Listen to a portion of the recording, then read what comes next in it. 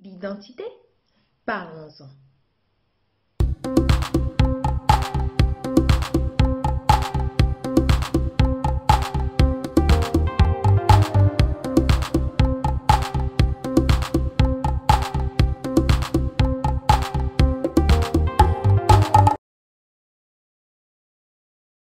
Hey, coucou les victorieux, j'espère que vous allez bien.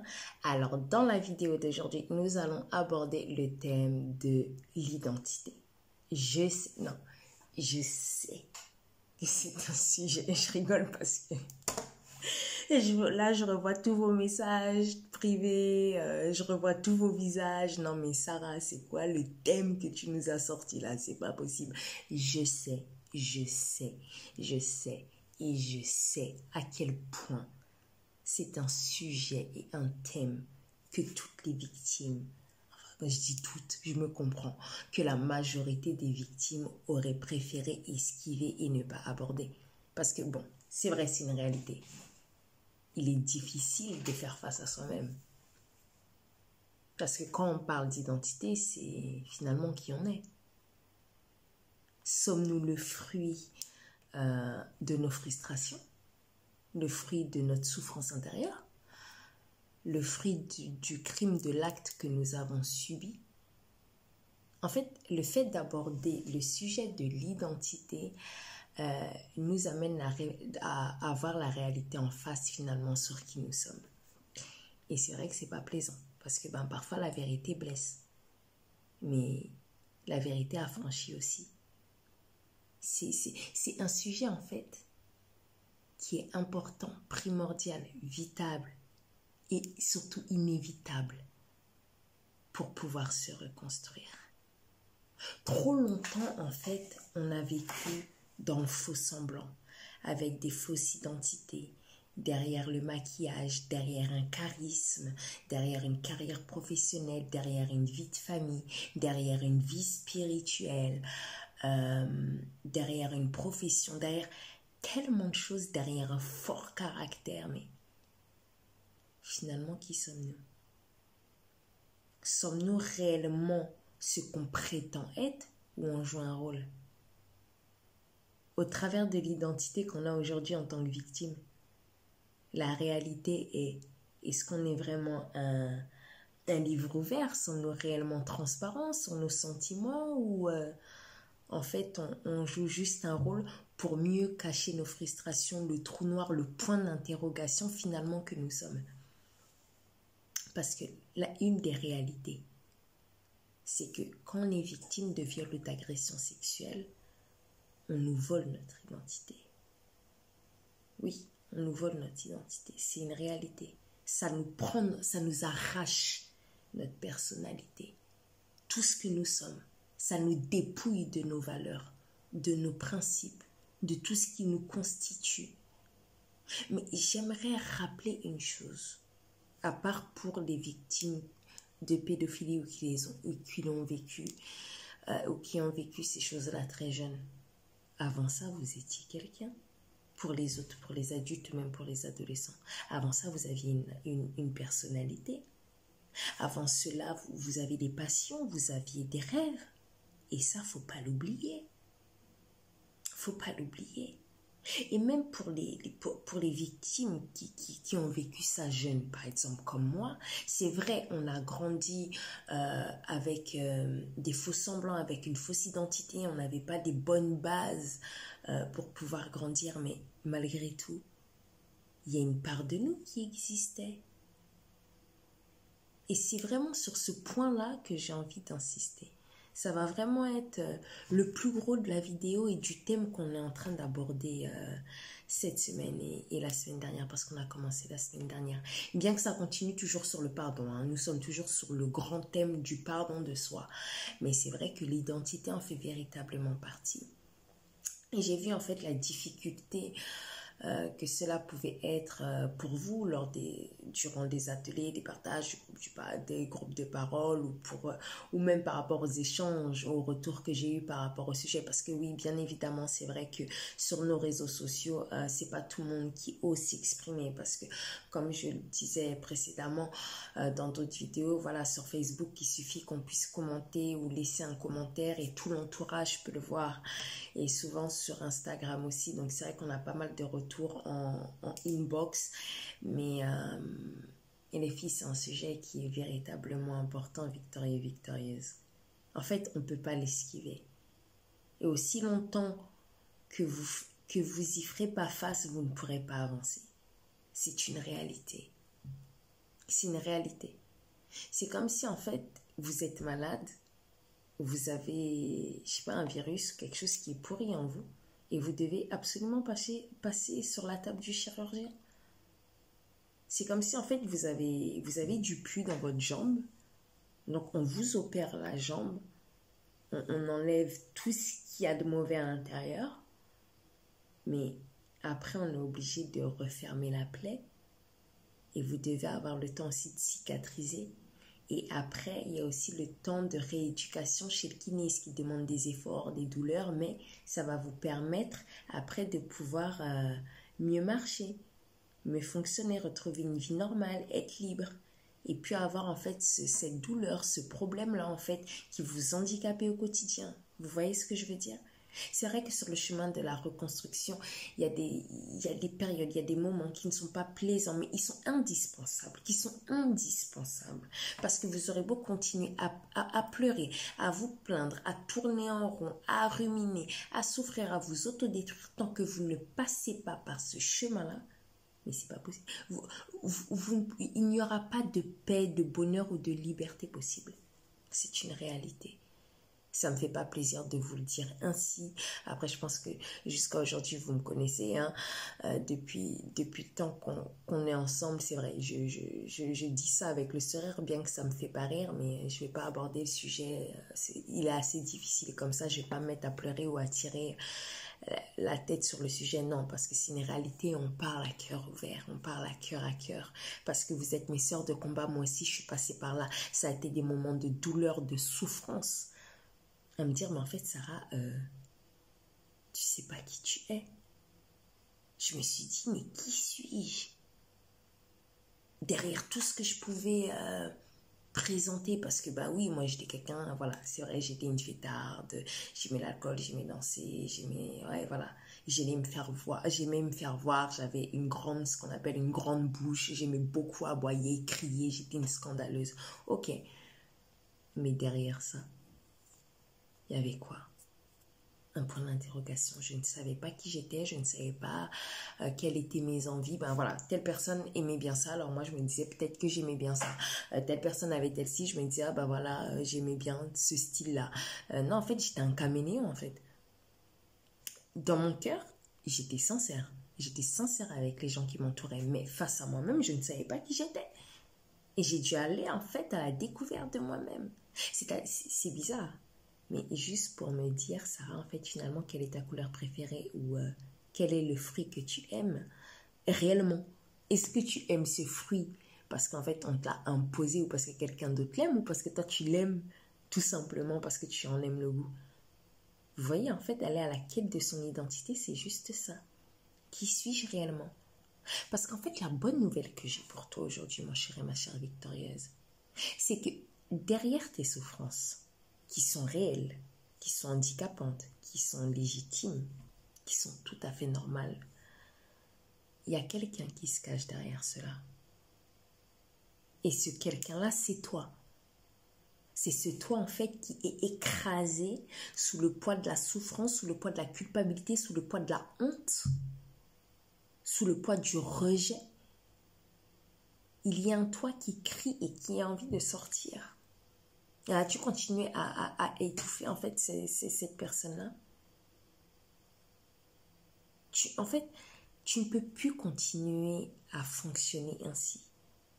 Parce que tu es prisonnière de toi-même. En fait, c'est avec le recul que je dis ça. Parce qu'aujourd'hui, voilà, je suis sortie de tout ça. Mais c'est vraiment avec le recul. Et quand je me revois, il y a des années passées, mais je me dis, en fait, Sarah, t'avais quoi à demeurer, en fait, dans cette situation? Mais c'est de la folie. C'est de la folie de demeurer dedans. C'est ce que je me dis aujourd'hui avec le recul. Mais j'avais tellement l'habitude de cette souffrance. En fait, la souffrance, le rejet, toutes ces choses-là, c'était mon quotidien. C'était ma vie, c'était mes repères. Donc pour moi, en fait, c'était normal. Et aller à la quête de mon identité, c'était l'inconnu, c'était le flou. C'était des choses que je ne connaissais pas. J'avais peur du bonheur. C'est-à-dire qu'en fait, que je m'imaginais et j'espérais à l'intérieur de moi cette vie, mais en fait, pour pouvoir faire les pas, pour pouvoir la vivre réellement, mais c'était pas possible. Ah non, j'avais peur. C'est-à-dire que je préférais me voir dans l'inaptitude, l'incapacité de ce que moi je pensais de moi, de ce que mon entourage pouvait penser de moi, de ce que les médecins ou le monde ou la société pouvaient penser de moi. Mais voir les capacités, me dire que Sarah, t'es capable, mais Sarah, finalement, t'es quelqu'un de bien. Parce que oui, bien évidemment, les gens autour de moi me disaient souvent, oh, Sarah, t'es quelqu'un de bien, oui, t'es comme ci, t'es comme ça, ok. Mais moi, je ne pensais pas cela de moi. Et un jour, j'ai dû vérifier quand même si c'était vrai ce qu'ils me disaient ces gens-là. Et j'ai commencé, oui, à me valoriser. J'ai appris à m'aimer. J'ai appris à me considérer. Et c'est véritablement ce que tu dois faire, mon cher et ma chère victorieuse. Parce que là, aujourd'hui, tu es prisonnière de toi-même. Et la personne qui en souffre, c'est toi. Celle qui tourne en rond, c'est toi. Celle qui s'autodétruit, c'est toi. Et à un moment, il faut véritablement que ça cesse. Surtout si tu as déjà enclenché le pas dans le chemin de ta reconstruction. Parce qu'en fait, ça te fait stagner. Parce que, en fait, finalement, de vous à moi, il est où le problème ou le drame du fait d'aller découvrir que finalement, on n'est pas que triste, mais qu'on est aussi des personnes joyeuses, qu'on a des rêves, des espoirs, je sais pas, des envies, juste ça. Envie de rire, envie de sortir, envie d'aller manger une glace, envie d'aller en vacances. C'est comme si il n'y a pas de honte. C'est comme si en fait, quand vous projetez sur le bonheur, quand vous projetez vers un avenir certain, vous dites non, non, c'est impossible. En fait, vous en avez peur. Mais non, non, non, non, non, non. C'est un mensonge. C'est un faux raisonnement. Parce qu'à l'intérieur de vous, votre cœur soupire après ça. Votre âme soupire après ça. C'est ce que vous voulez. Aujourd'hui, vous avez envie d'être aimé. Vous dites toujours, oui, c'est vrai, moi on m'aime pas, on me rejette, tout ça. Mais quand il y a des gens qui viennent vers vous pour pouvoir vous aimer, vous conseiller, vous consoler, vous les rejetez par vos paroles et par vos gestes. Donc, cela signifie que vous en déduisez que vous ne méritez pas l'amour, quoi. Donc, vous, dans votre identité, c'est seulement le rejet, le manque d'amour, toutes ces choses-là. Mais non, vous méritez de l'amour et de la considération. Mais c'est la réalité. En fait, comme je disais dans un des derniers posts, le fait d'être victime, c'est un statut. Ce n'est pas votre identité. Moi, mon identité, c'est Sarah Koyaoto. C'est vrai, bon, Koyaoto, c'est mon nom de mariage. Mais je suis Sarah Koyaoto, même si j'ai été victime de pédophilie dans mon enfance. Mais c'est juste un statut. Tout simplement. Et en plus, même mon statut, il a changé, parce qu'aujourd'hui, je ne suis plus victime, mais je suis victorieuse. Parce que c'est ça qui n'ont pas eu raison de moi. Mais malgré tout, j'ai été victime de pédophilie dans mon enfance. Mais est-ce que ça en fait ma pièce d'identité? Quand je me présente à des entretiens, quand je me présente dans la société, je ne me présente pas en tant que victime. Non, je me présente en tant que Koyaoto Sarah. Donc, j'ai enlevé ce manteau de victime. Parce qu'en fait, cette identité de souffrance, cette identité ouais, de victime de toutes ces choses-là, je le portais au quotidien. Et en fait, ça a imbibé mon caractère, ça a imbibé mes humeurs, ça a imbibé mes envies, ça a imbibé mes projets. En fait, tout tournait autour de ça. C'était devenu ma peau, c'était devenu mes pensées, c'était devenu mes envies, c'était devenu tout. Donc, la colère, la haine, la frustration, l'autodestruction, bah tout ça, en fait, ça faisait partie de ma vie, mais il y avait un combat intérieur. Et c'est ce qu'il y a au fond de vous. C'est pour ça que vous êtes mal à l'aise. C'est pour ça que vous vivez des vies en dents de scie. Parce que par exemple, quand vous voyez un post, ah ouais, c'est vrai, ah oui, non, ouais, aujourd'hui je vais essayer, mais demain, c'est comme la canne à pêche. Alors, on a lancé, vous avez un hameçon, l'hameçon de la culpabilité, de la honte, de toutes ces choses-là. Vous faites quelques pas, et après, dès que vous avez bien avancé, hop, les mauvaises pensées vous ramènent où? À la case départ. En fait, le problème, c'est que c'est vos limitations. Les limitations, vos faux raisonnements. Ça a fait des forteresses en vous. C'est ça qui vous bloque, mon cher et ma chère victorieuse. C'est vraiment ça. Alors que toi-même, tu es la clé qui peut ouvrir cette porte-là de la victoire. Cette porte de la liberté. Tu as besoin de reprendre les rênes de ta vie. Trop longtemps, le viol, les agressions sexuelles et tous les impacts et les conséquences ont trop dominé ta vie. Mais aujourd'hui, tu as l'opportunité de pouvoir les arracher de tout cela et de reprendre les rênes de ta vie et de te rebâtir petit à petit pour bâtir un avenir certain. Mais honnêtement, de vous à moi, parce que parfois quand on parle ou quand je poste des posts, on pense que je sais pas, je suis tombée du ciel ou que je suis une victime exceptionnelle. Non. Tout ce par quoi vous êtes passé, en tout cas dans la généralité de ce que peut vivre une victime de viol ou d'agression sexuelle, je l'ai vécu aussi. Moi aujourd'hui, même pas j'aurais pu penser faire ce que je fais aujourd'hui. Il y a 10 ans de cela, il y a 15 ans de cela, j'étais à l'hôpital psychiatrique avec des médicaments et tout. Mais jamais j'aurais pu penser que moi, Sarah, j'aurais pu accomplir cela. Oui, ces rêves-là étaient au fond de moi. Je savais qui j'étais au fond de moi parce que chacun d'entre nous savons réellement qui nous sommes. Au fond de nous. En fait, au fond de nous, même si on ne veut pas le voir. Mais en fait, le problème, c'est qu'il y a une contradiction entre ce qu'on sait et la réalisation. Et c'est là, en fait, où on doit se battre, où on doit être déterminé, où on doit être persévérant pour pouvoir, en fait, le devenir. Vous voyez ce que je veux dire? C'est ça, en fait. Mais moi, j'aurais pas pu miser sur moi. J'aurais ri. Moi-même, j'aurais ri la première. Je me serais dit, écoute, c'est quoi, en fait, finalement, c'est juste impossible.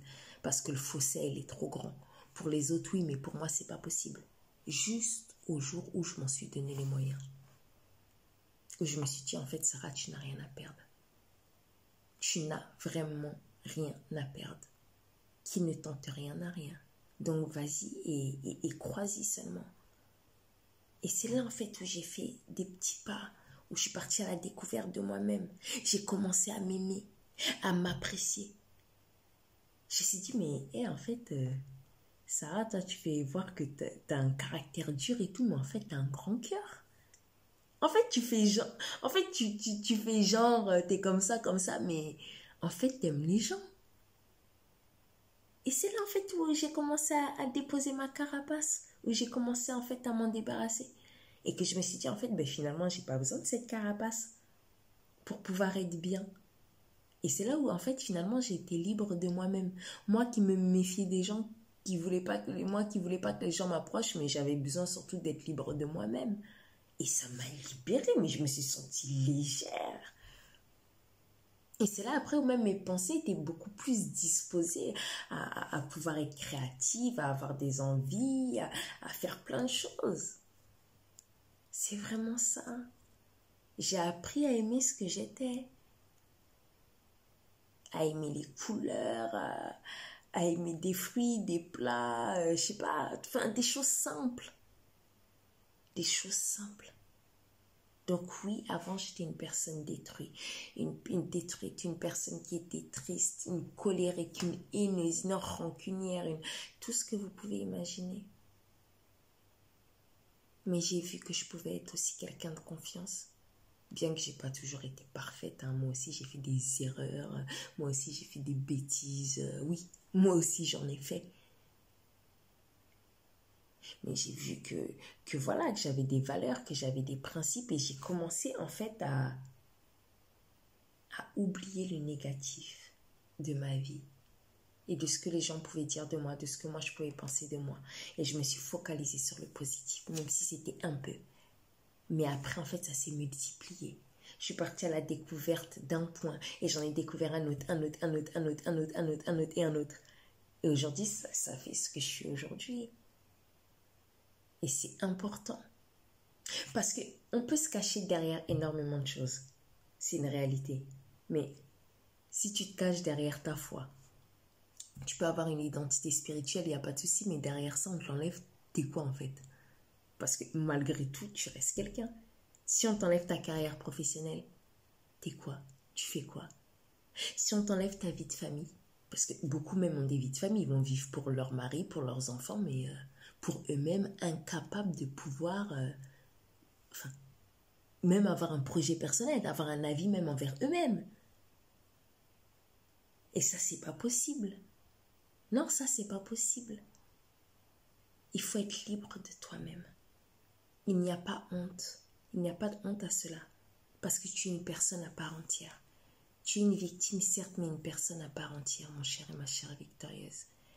Il est vraiment temps pour toi de pouvoir sortir de cet engrenage-là. Je veux vraiment te rassurer au travers de cette vidéo. Partir à la découverte de toi-même est la plus belle aventure de ta vie. Car tu verras que ce que ton agresseur a voulu faire de toi, ce n'était que temporaire. Tu verras que tout ce que les gens, la médecine, ton entourage ou même tes propres pensées que tu avais sur toi-même n'étaient que temporaires et qu'elles étaient fausses. C'était juste sur le moment. Mais le fait d'aller à la découverte de toi-même va t'apporter la vie, va t'apporter la force, va t'apporter le courage. Et c'est de là où tu vas sortir de ton statut de victime et que tu vas pouvoir devenir une victorieuse. Pourquoi? Parce que ces actes-là n'auront pas eu raison de toi. Repositionne-toi et va à la conquête de ta vie. Car on est victime, certes, c'est un fait, mais c'est un statut. Ce n'est pas une identité. La souffrance n'est pas ton identité. Les maladies psychosomatiques ne sont pas une carte professionnelle, ce n'est pas un métier rémunéré. À se dire, bon, moi par exemple personnellement, moi j'avais eu la fibromyalgie, je me dis, bah voilà, c'est mon métier. J'ai la fibromyalgie et puis tous les mois, l'État me donne de l'argent ou voilà, ma mutuelle. Et puis non, c'est pas un métier, mais c'est une prison. Mais c'est une prison. C'est une prison. C'est pas un métier rémunéré. Et il n'y a aucune fierté à être dedans. Parce que bon, ça je dis ça, ce que je dis là, c'est pas pour nous les victimes, c'est pas pour nous les victimes, hein, c'est pour toutes les personnes qui nous entourent. Parce que parfois quand on voit une personne qui est dépressive à cause d'un choc post-traumatique, on va dire oui, mais elle veut pas s'en sortir, nani nana, comme si c'était facile. Non. C'est pas plaisant pour moi d'être claustrophobe, de rester enfermé chez moi et d'avoir peur des gens et de ne pas vouloir sortir. Non, ce n'est pas un métier, ce n'est pas plaisant. Et ça, c'est important que la société et que l'entourage aussi puissent l'entendre. C'est véritablement important. Mais derrière tout cela, il y a une personne magnifique et merveilleuse qui se cache, qui a besoin de vivre, qui a besoin de sortir. Et ça va être l'histoire. Ça va être ta seconde histoire, ta seconde vie, que maintenant, toi, tu vas pouvoir écrire. Et c'est à cela que je te challenge aujourd'hui. Je pense que j'en ai assez dit sur le sujet. Sûrement que je reviendrai avec une petite vidéo dessus. En tout cas, voilà, vous pouvez suivre les posts sur le sujet toujours sur nos réseaux sociaux. Nous restons disponibles pour pouvoir continuer à vous soutenir, à vous challenger, à vous encourager. N'oubliez pas une chose, c'est que vous n'êtes pas seul, mais que l'équipe des LVP et moi-même sommes là pour vous servir. Donc voilà tout, c'était Mrs. K pour vous challenger. À très bientôt.